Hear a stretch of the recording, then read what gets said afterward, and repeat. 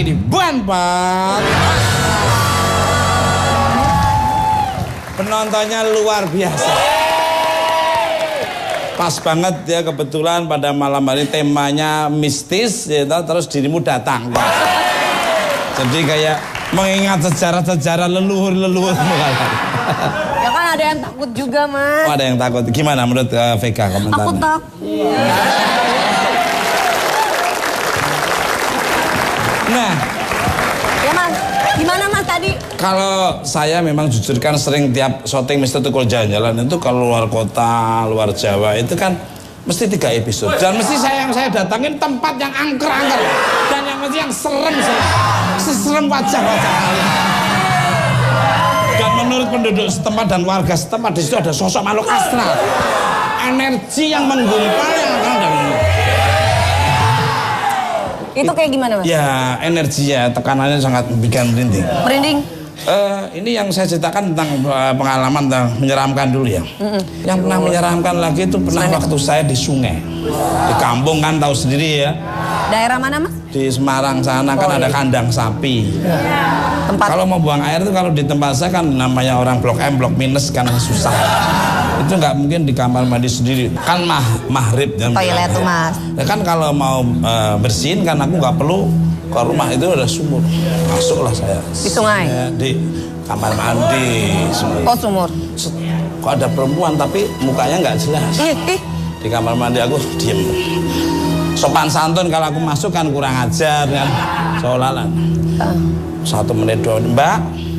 Itu di samping ya Mas ya? Kelamaan ya di sumur. Mbak, buruan dong Mbak. Ngintip. Buka pelan-pelan itu. Seret. Mbak. Mbak. Mbak. Mbak. Lari saya. Ternyata di situ nggak ada orang. Jadi yang masuk siapa tuh? Nah, nggak tahu. I don't know. Asik. Artinya apa tuh Mas? Silakan duduk. Seperti Dia itu. Mas Tukul serem banget. Kalau dirimu sendiri gimana? Yang di rumah katanya ada gitu. Oh ini Mas, aku sih belum lama nih. Jadi malam tuh aku selalu gak pernah bisa tidur ya. Selain kan memang karena mikirin Mas Tukul ya, aku emang suka kesusahan. Ini akan terjadi beneran loh nih. Terus aku lagi ngobrol nih Mas sama mamaku gitu. Tiba-tiba kan aku sama mamaku lagi diem nih Mas sejenak. Terus tiba-tiba dengerin. Terus tiba-tiba aku ngomong, Mah denger suara yang nangis nggak? Oh iya denger, oh denger loh. Ya emang cuma sebentar Mas. Cuman gitu. Terus besok paginya aku nanya ke tante, tadi malam nangis? Enggak, ngapain nangis? Sekitar jam 2, setengah 3 gitu Mas. Aku tuh penasaran sampai beberapa hari. Akhirnya aku nanya Mbak Risa Mas. Aku nanya Mbak Risa, terus Mbak Risa penasaran, coba tolong fotoin beberapa ruangan rumah. Jadi aku foto-fotoin, itu suara apa ya Mbak Risa? Terus dia bilang, oh Mbak Vega ini adanya di bawah tangga. Jadi dia kunti baru yang emang sebenarnya cuma iseng doang. Merinding langsung merinding. Saya langsung merinding. Saya langsung merinding banget. Ya nggak usah digosok-gosok dong. Terus aku bilang, terus maksudnya itu dia ngapain ya, kok nangis gitu. Ya kan memang sifat kunti itu biasanya memang cuma buat isengin aja gitu. Tapi maksud aku, ya ampun gitu, itu letaknya di bawah tangga. Karena memang biasanya kalau malam kan rumahku lampu-lampunya dimatiin gitu. Jangan dimatiin. Kamar mandi dan tangga bawah jangan dimatiin. Sayang listrik Mas.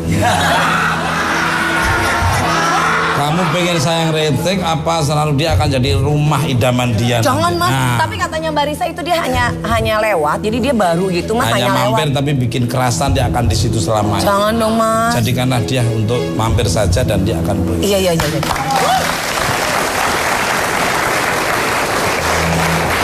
Pemirsa, tema kita pada malam hari ini temanya Ini baru awal segmen nih. Berantem aja. lu memang punya cerita hidup Tadi kamu. nunjuk-nunjuk maksudnya apa? Memang hidup kamu punya cerita. Hidup kamu tuh gak ada cerita, begitu lahir udah jalanin aja hidup kamu. Apa Gua ada cerita, ada apa sekolah langsung. Apa Kayak coba lu, lihat? mulai lahir udah celah-celah. Coba lihat, coba ceritanya apa? Ini dialamin oleh tante saya dan sama uwa saya. Jadi suami istri. Sekitar jam 9, jam 10 malam. Kan kalau di daerahku masih pakai lampu pijar, lampu kuning itu Mas. Kayak Petra Deso Makita banget, deso. Oh lampu kuning, bohlam. Iya, bolam. Jadi kan kalau jendela dulu tuh suka ada kaca kecil tuh ya. Betul, ya. Dan Kayu. jarak dari jendela ke tanah itu sekitar ada 3 meter. Wah, Ini dan masih hidup. Tante saya sekarang menceritakan dia masih hidup ya. Mereka belum tidur, jadi masih ngobrol di tempat tidur kan nggak ada jendela. Serem banget sih. Jadi antara lampu luar kan suka ada lampu kuning, di dalam juga ada lampu. Kan kelihatan tuh keluar. Sekitar itu ada muncul nenek-nenek rambut berantakan gitu. Nongol itu di jendela ngeliat orang itu. Itu doang kejadiannya. Terus Dan yang itu itu? kejadian nyata. Oke. Real nyata. Ya. Nah, pemirsa, tema kita pada malam ini temanya adalah My Scary Experience.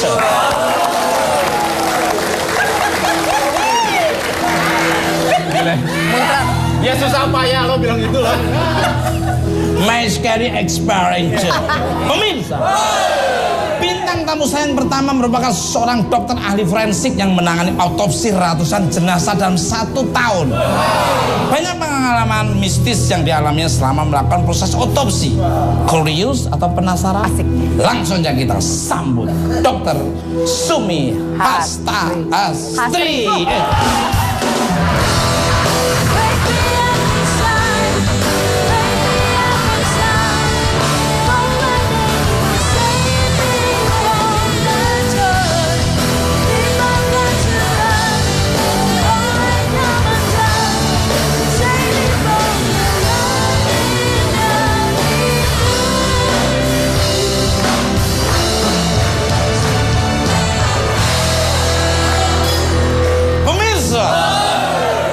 Seperti apa pengalaman mistis Ibu Astri yang didatangi arwah korban kecelakaan saat proses otopsi?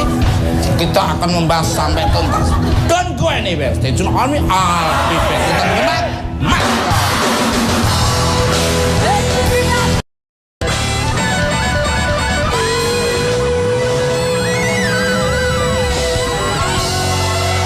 Oke, masih di Buan Pak. Jadi kalau selamat malam untuk Bu. Selamat malam untuk Bu Hastri. Malam juga Mas Tukul. Luar biasa ketemu lagi, dipertemukan lagi oleh Allah Subhanahu wa Ta'ala, Tuhan yang Maha Esa. Amin. Selamat datang kembali di Bukan Empat Mata. Apa kibirnya? Baik, alhamdulillah selalu sehat. Alhamdulillah sehat, ini enak. Sehat selamat. Sebelum ngobrol lebih jauh nih Bu Hastri, kan terlibat dalam proses otopsi korban pesawat Malaysia Airlines yang jatuh di Ukraina ini. Gimana tuh perkembangannya nih, monggo? Alhamdulillah sudah semakin banyak yang teridentifikasi dari pemeriksaan terakhir dari DNA dan dari 12 korban warga negara Indonesia sudah ada 10 yang bisa dikembalikan ke keluarganya. Kemarin saya lihat dari newspaper juga, dan saya baca kemarin juga ada berita katanya penyelidikan itu digalakkan lagi di Samudra Selatan ya. Iya. Yang MH370 ya. Iya. Mungkin Luar biasa kesana ya. sekali. Belum Kenapa arahnya belum ada ke jenazahnya. arahnya kok ke selatan, padahal ini terbangnya kan ke utara ya. Iya. Itu mungkin ada pusaran menurut dari ada salah satu penonton, dia bercerita, Mas Tukul, bahwa sekali-sekali anak saya bintang tamu di Bukan Empat Mata. Anak saya itu punya kelebihan sejak kecil.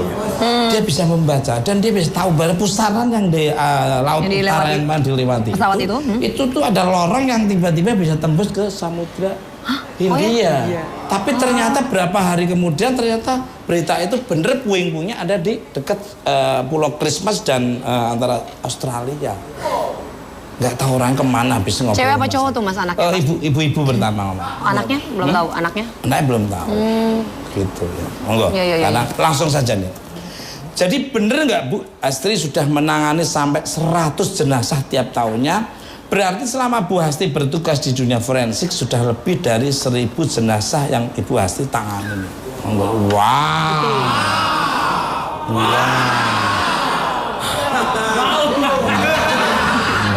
Ngapa pingsan sendiri? Betul, termasuk korban-korban dari bencana massal itu kan juga ratusan tahun. Dari di gempa di Padang, Nias, terus kebakaran hutan, terus pesawat jatuh, terus bis tabrak kecelakaan, terus kereta api itu udah. Ya harus masuk muri kali ya. Wah, ya ini bentar lagi lah nanti. Kalau udah diomongin gini kan mesti energinya udah akan nyambung kayak orang komunikasi dengan telepon. Dalam bertugas nih, kabarnya Ibu Hastri pernah terkunci di kamar jenazah otopsi. Itu gimana ceritanya? Itu waktu kejadian ada bom meledak di depan kedutaan besar Australia di Kuningan tahun 2006. Oh iya. Iya itu. Dan waktu itu ditelepon terus saya langsung datang ke Jakarta. Kebetulan sudah teman-teman di TKP udah mengumpulkan ratusan serpian tubuh gitu dibawa ke kamar jenazah.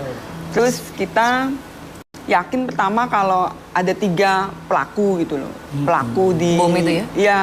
Ternyata senior saya berdua itu mengerjakan di kamar jenazah ya udah bilang, Tri ini kalau bisa mengungkap 3 pelaku nama kita bisa berkibar gitu. Niatnya udah gitu duluan. Ternyata waktu kita mulai jahit, terus senior saya mulai moto, bantuin itu nggak jadi-jadi, nggak bisa gitu loh. Apanya, Bu?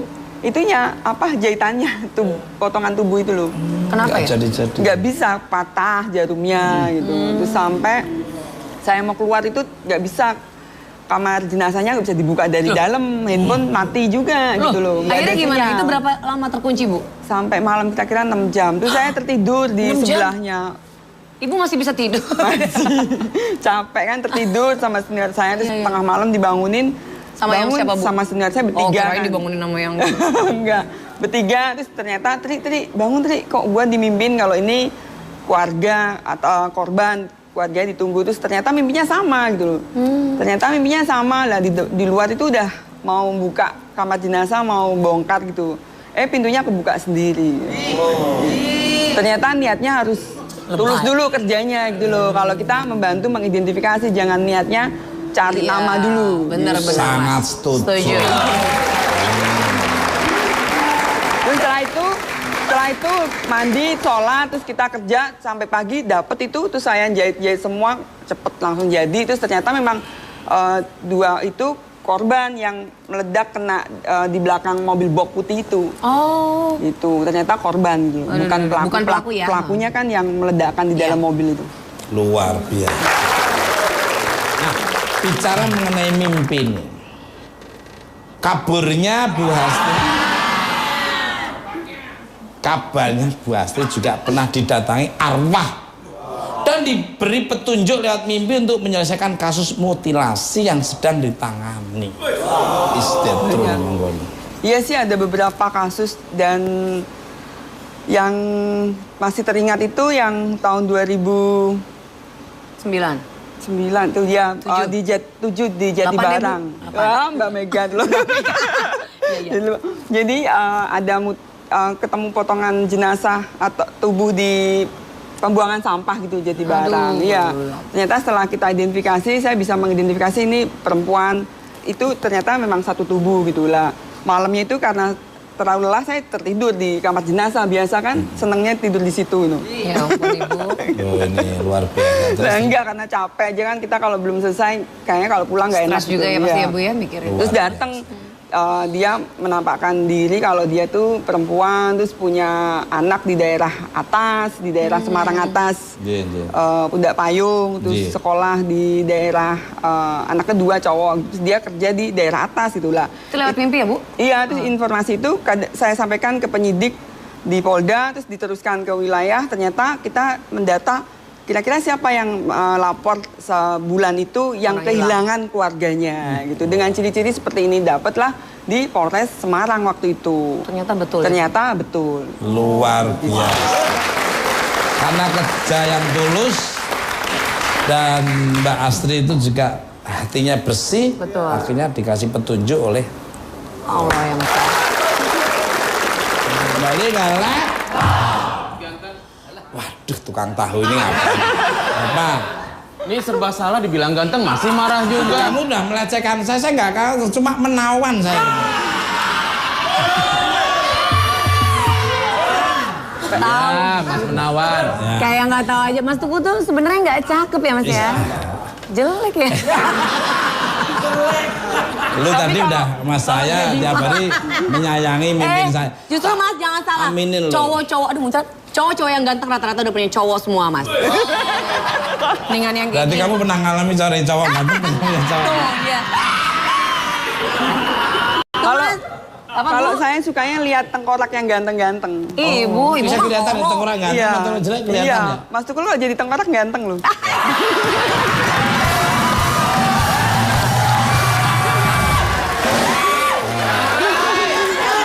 Dari giringnya tuh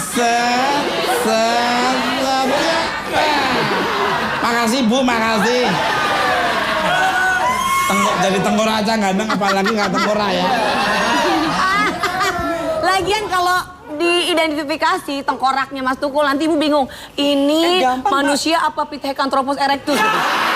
Gampang Mbak, beda. Manusia bagus, malah bagus simetris antara rahang atas, rahang bawah. Sini simetris beliau. Maka ganteng gitu. Simetris Mas. Mudah dikenali. Iya. Mudah dikenali.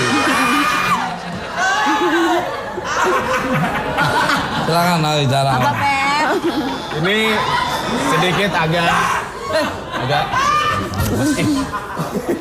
sedikit agak belok sedikit. Iya. Cuman dari tadi pertama masuk terus bercerita, saya ada sedikit kepenasaran. Asik. Mbak sudah berkeluarga kan? Sudah. Nah, tes nggak sih dengan kebiasaan Mbak tidur di kamar jenazah? Oh enggak. Suaminya dokter kandungan. Tidurnya pakai rompi anti otopsi. Kalau tidur kan saya otopsi kan. Enggak apa-apa.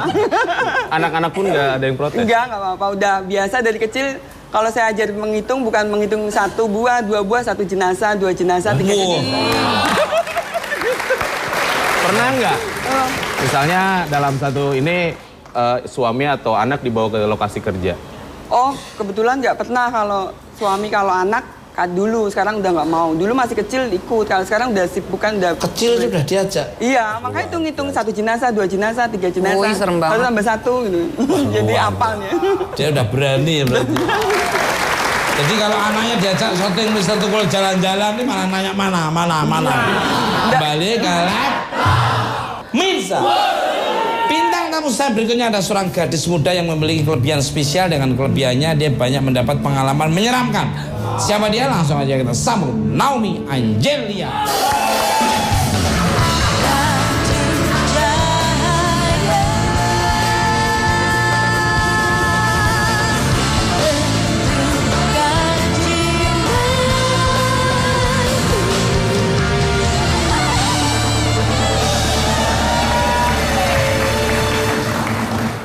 Sudah berapa kali di Bukan Empat Mata berarti? Ini yang kedua. Yang kedua. Ya, berkah. Makanya Bu Asri kan waktu jadi bintang tamu saya dan ratingnya tuh seret. Demikian juga Mbak Naomi. Saya dan ratingnya seret. Selamat malam untuk Mbak Naomi. Selamat datang kembali di Bukan Empat Mata. Apa kibirnya juga? Biar nanya. Dirimu kan seorang anak indigo, kabarnya dirimu merasa ditentang kehadirannya oleh orang di sekitar karena indigomu tersebut nih. Gimana nih? Mau istetron? Iya. Awal-awal memang dicekal sih, bukan dicekal karena kan zaman dulu, waktu zaman aku kecil kan orang masih nggak famous. Apa sih indigo itu apa sih? Nggak ada yang tahu kan. Iya. Jadi aku lebih kayak dianggap aneh, terus dianggap gila karena aku kan indigonya kan tipe yang interdimensional. Jadi lebih kayak dimensi lain gitu loh. Jadi aku bisa lihat dimensi lain, terus aku bisa lihat masa depan. Jadi kayak punya dunia sendiri gitu. Jadi ya sering dianggap gila, terus sering dianggap Naomi ngomong sama siapa sih? Gitu, terus sering dianggap aneh.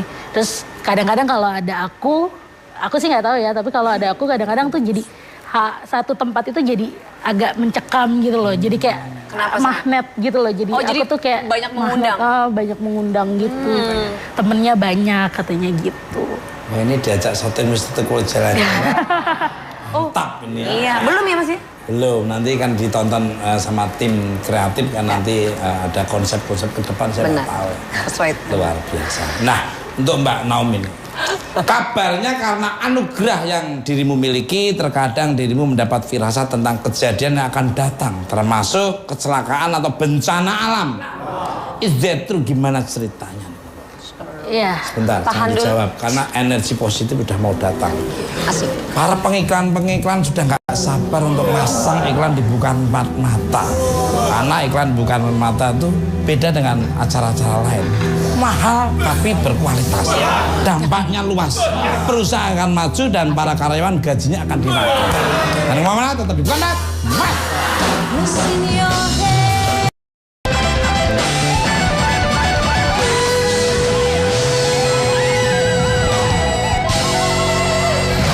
Oke, masih di Bukan Empat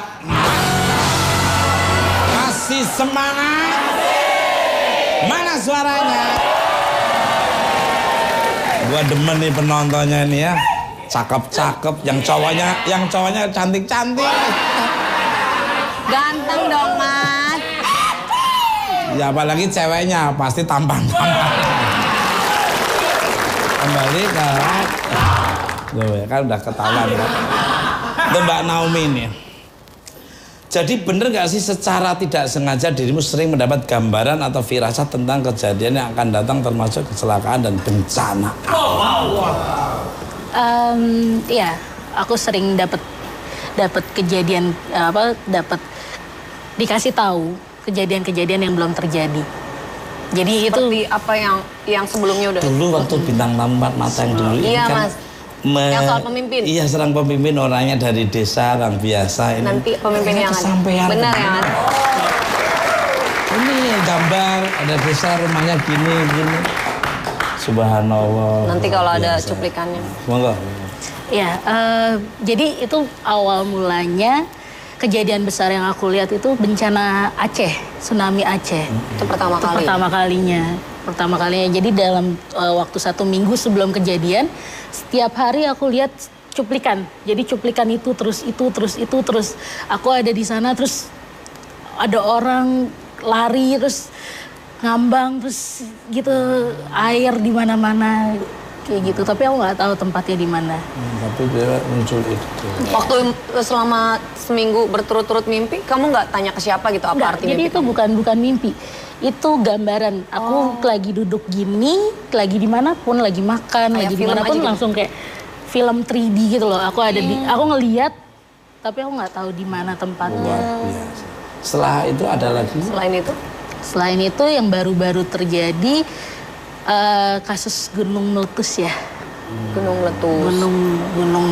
Gunung Merapi itu juga aku lihat waktu itu orang lari-lari, terus mereka tuh bilang gunung gitu, gunungnya meletus gitu. Oh, lari gambarnya. Lari Tapi semua. yang memimpin itu ya kok pas deh gambarnya itu. Iya bener ya, Mas. Sampai saya dicari-cari, tanya Mas Cikul bintang tamu yang dulu mana? Loh, kenapa kok ini, karena ini gambarannya. Aku Mbak tanya aja sama tim kreatif, saya tuh hanya sebagai host, tapi juga yang nanya. Aku takut keliru aja. Ternyata kejadian.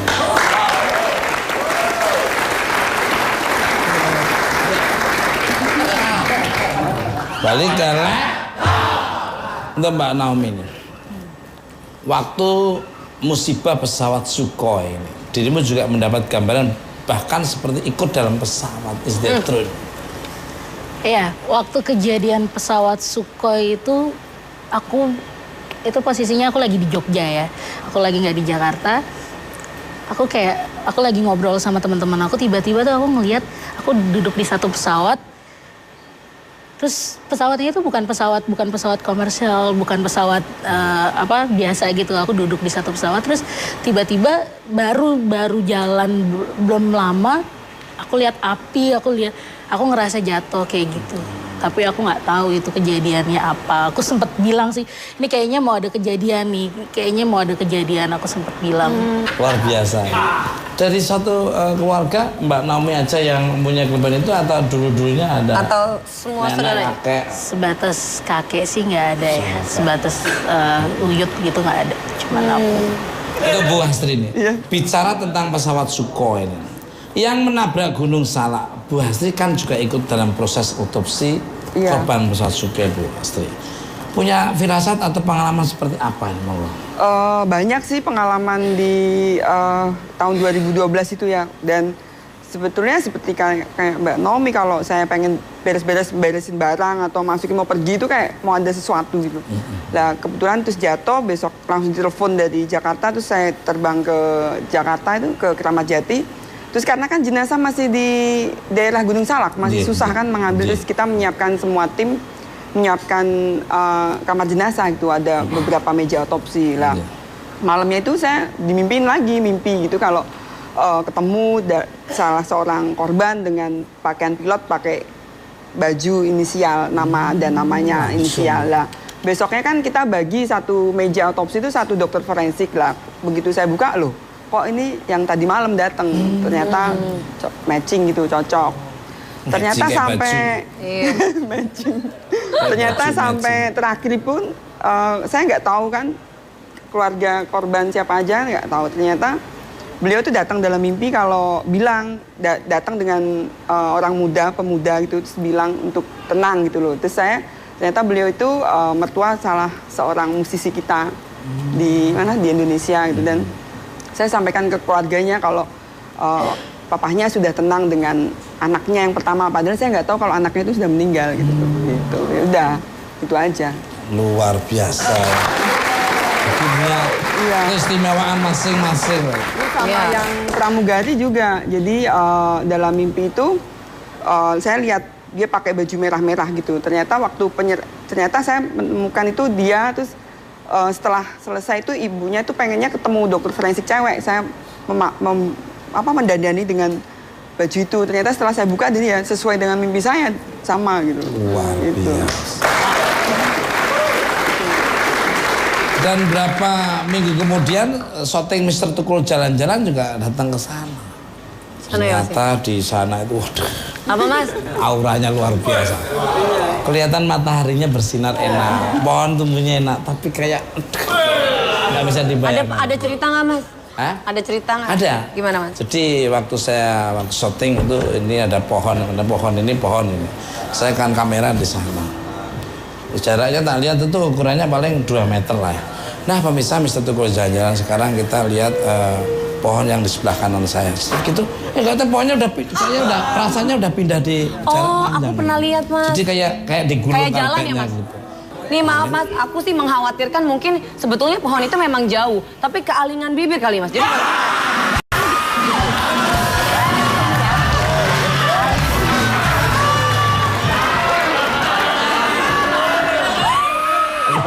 Lu gak usah nunjuk ke Vega. Lu mau nunjuk ke gua juga kan? kali Mas. Ya enggak dong Palingan. Vega. Oh, enggak, Mas. Enggak Vega. Oh, iya, Tetep. Mas. Oh. Masa kalau nengok dek, kalau kalian bunyi dong plak. Rubuh dong pohonnya. Kena bibir saja bisa rubuh. Kurang sih. Balik kan. Mas, sebentar nih intermezzo dikit ya. Ya. Mbak Naomi kan bisa lihat ya. Kalau di saat sekarang ini ada yang bukan manusia juga nggak yang ikut nonton di Bukan Patmatan ini? Banyak. Di sebelah mana? Kalau di penonton di sebelah mana? Di sebelah sini. Di deket tangga tangga? sini aku lihat ada perempuan di sini. Ini langsung saya merinding karena di situ bikin orang nggak kerasan. Kebanyakan yang penuh mesti di tengah. Sana tuh orang jarang. Ya di belakang drum juga. Di belakang drum itu Casper ini nih. Sama ya, ini luar biasa. Ibu juga bisa lihat berarti ya Bu? Getaran, kalau saya nggak lihat, cuman merasakan. Kalau Naomi luar biasa ya. Aku waktu tadi di belakang, aku selalu lihat belakang sini. Jadi kayak ada anak kecil ngintip gitu. Dari bapaknya di sini. Balik untuk Mbak Naomi. Kalau akhir-akhir ini, wah ini doa juga nih. Nah, nggak apa-apa lah, yang penting positif, ambil positifnya. Iya. Gambaran apa yang Mbak bisa lihat mengenai kejadian yang akan datang? Monggo. Banyak sih kejadian yang akan datang. Banyak kejadian yang akan datang. Dari segi bencana masih ada, dari segi politik juga masih lumayan seru. Terus dari segi keuangan, ekonomi Indonesia juga lumayan seru juga. Pokoknya kedepannya itu lebih spektakuler sih daripada sekarang ini. Kita mesti siap-siap. Masih terus ya. Naik turun gitu. Naik turun. Bakal ada kejadian lagi, transportasi yang akan terjadi sih. Darat, laut, udara Mbak? Udara lagi. Untuk Mbak Naomi lagi nih, Mbak Astri ini pandangannya juga ya walaupun berbeda cara melihatnya tapi getarannya juga luar biasa. Sama. Tante ini hebat. Tuh Mas. Tante ini hebat. Loh. Kenapa tuh Mbak Naomi? Mungkin karena udah punya umur, terus udah sering banyak ngalamin banyak kejadian ya Tante, jadi lebih Matang. Seperti ini, ngerenyi. Ini bahasa Semarang. Yang ngerti hanya Kami hitam. senyawanya saja. Untuk Mbak Naomi, dalam mendapat gambaran masa depan. Selain kejadian yang akan terjadi, kabarnya dirimu juga mendapat gambaran tentang dirimu sendiri di masa yang akan datang. Is that true nih, Manggon? Wow. Iya. Jadi aku mulai bisa ngelihat diri aku sendiri di masa yang akan datang itu dari aku umur 5 tahun. Jadi dulu itu aku selalu gambar. Apa yang aku lihat itu aku selalu gambar di tembok rumah. Di tembok kamar aku tuh aku gambar. Nanti aku akan jadi seperti ini, aku akan jadi seperti ini, aku akan jadi seperti ini. Nanti akan ada pengalaman ini, aku selalu gambar. Dan aku selalu tarik orang buat dengerin cerita aku. Nanti akan jadi kayak gini loh, nanti akan jadi kayak gini dari aku kecil.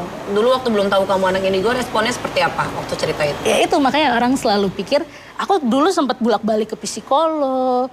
Aku sempat ikut konseling, aku sempat ikut terapi yang di strum-strum, aku sempat ikut terapi gitu karena dipikir ada gangguan jiwa kan kayak gitu. Kalau Tapi saya enggak. tapi karena udah apa sekarang udah cukup maju ya. Jadi udah Terbukti gitu ya. Kalau saya enggak, dari sorot mata itu memang enggak orang sembarangan. Iya. Pemirsa, semakin menegangkan saja obrolan kita untuk mencarikan suasana, kita sambut penampilan dari dua kopi susu. Selamat malam, teman-teman mata.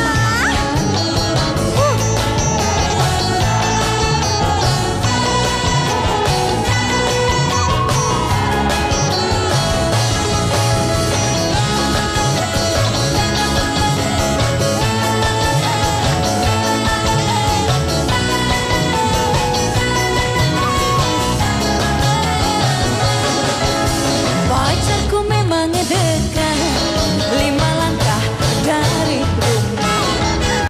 Tak perlu kirim surat, SMS juga nggak usah. Kalau rindu bertemu, tinggal ngomong dekat pintu. Tangan tinggal melambai sambil bilang hello sayang. Aduh memang asik punya pacar tetangga. Biaya apel pun diri, gak usah uang duit. Tak ada malam mingguan, malam apapun sama. Tiap hari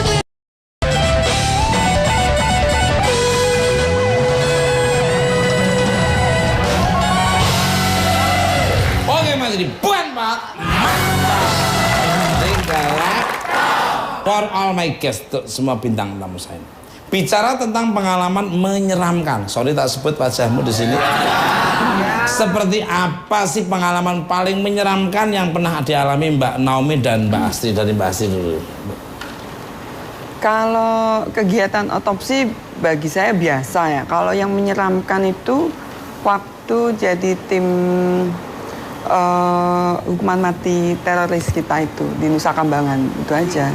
Itu karena memang suasananya mencekam dan kita dikarantina di pulau itu 1 minggu gitu. Dan kapan eksekusi terjadi kita nggak pernah tahu, jadi siap terus.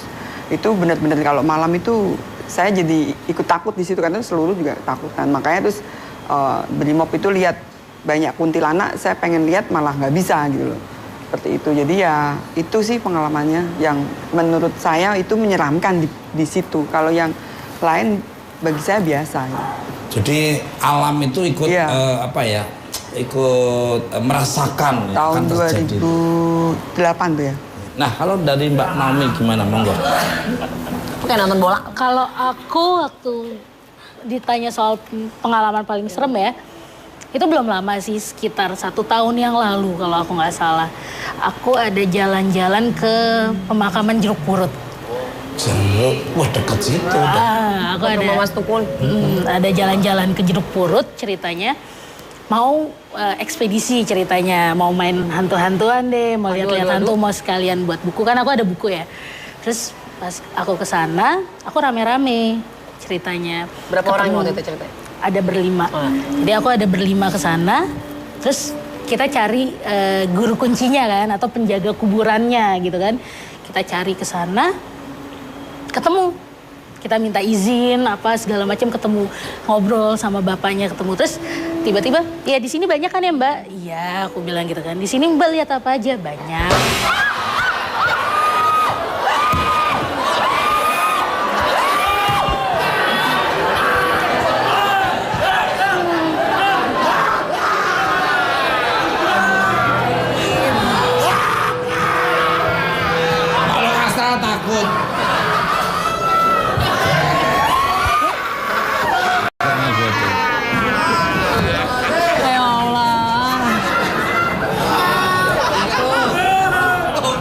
loncat.